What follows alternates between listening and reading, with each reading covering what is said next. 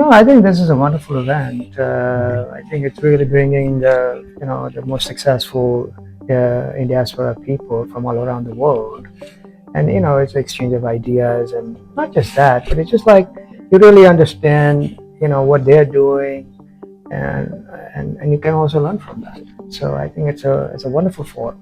See, Indians do quite well outside India, and that has been the case for a very long time. So the fundamental question is why there are 600 million people that are so destitute in India, and what can Indian government learn from the successful Indians? Not that they don't, but to the degree. And my take is that I think is not enough. Yeah, we do a lot of charitable projects. We talk to a lot of politicians and whatnot, but that is not truly follow through at the speed that is needed for India to bring that 500, 600, 400 million, depending on your definition, to bring them out of the poverty line. And that's where I think the successful Indians living outside India can truly help. I think the last 10 years, the Indian economy has done well. I think Modi has brought the stability, and I think a lot of credit goes to him and his administration. But it's just like 1.4 billion people, and but the state governments don't really follow the central government, so that is a mismatch, right? But having said that, I think the improvement is definitely there. But India needs a lot more improvement. I think so. There's a lot of so like CSR, for example, right? So that's 2%. Came about in 13, 14, right? And it has been very successful now. Why can't the Indian government impose 2% to any company that has over 15 million in sales? Equivalent rupees. So, for example, maybe like 500 crores or 100 crores, for example. Any company that has over 100 crores in sales, you got to spend 2% on R&D. So you bring that innovation engine back. Now, a lot of innovation is taking place, mainly in Bangalore, Hyderabad, in IT space, mainly funded by VC, which is awesome. But you need a lot more than that in manufacturing, in material science, in pharmaceuticals. Not just copycat pharmaceuticals. So that's where I think the Indian government can do a great job on that. Okay, why I just and because CSR initially it took a while to become effective, but look at it now, it's very effective, and there are tremendous fines. So that's a lesson for something like this, and you bring that innovation because the political changes that are taking place in U.S. and now in Western Europe. India is going to have to be more self-reliant. You cannot use U.S. as your export, U.S. dollar income producing asset anymore to the degree that it has been. So you have to really make the domestic market, more vibrant. For that, again, you need innovation. You also need a lot of community colleges, for skill-based. And I'm not talking about carpentry and embroidery and tailoring. I'm talking about really beyond IT, like how do you make something better? Focus on details.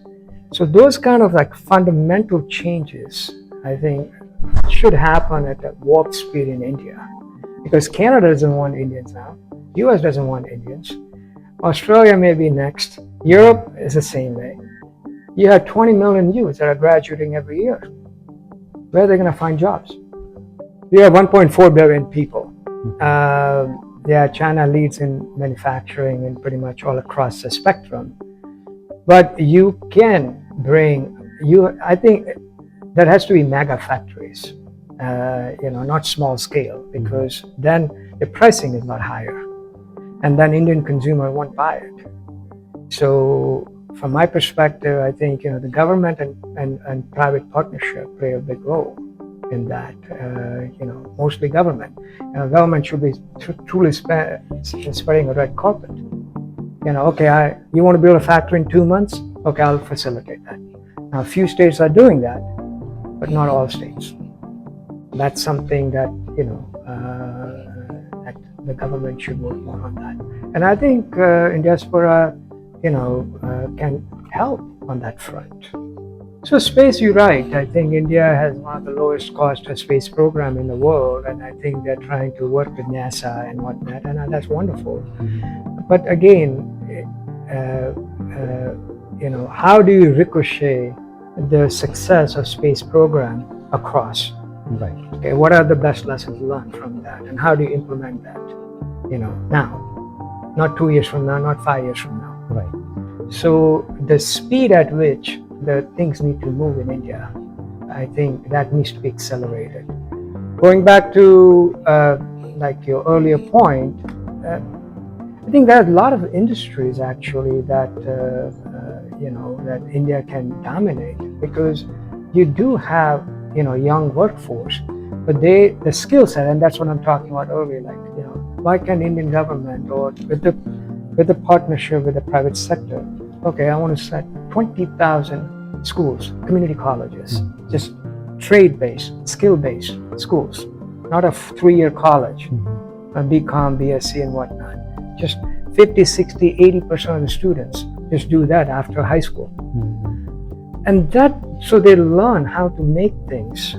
They're focusing on details. That's why, the high precision industry cannot function in India, because there is tremendous lack of attention to details.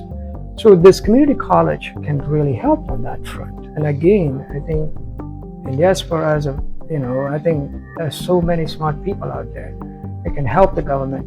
But the government has to talk less and get things done, and especially at the state level as well. Well, I don't want to get into all that, but I think, it's kind of unfortunate that the system is, like, why can't the federal and state elections take place at the same time? We spend so much time, money, fighting elections, right, than instead of getting the job done.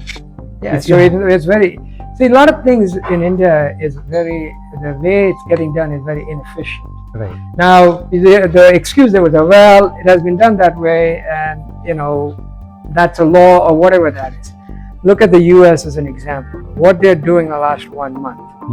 They're gutting down everything. Okay, it's like a cultural shift. Why can't that be done in India? It's a democracy too. It's something for you guys to ponder on. Great. Thank you so much. Thanks a lot for your time.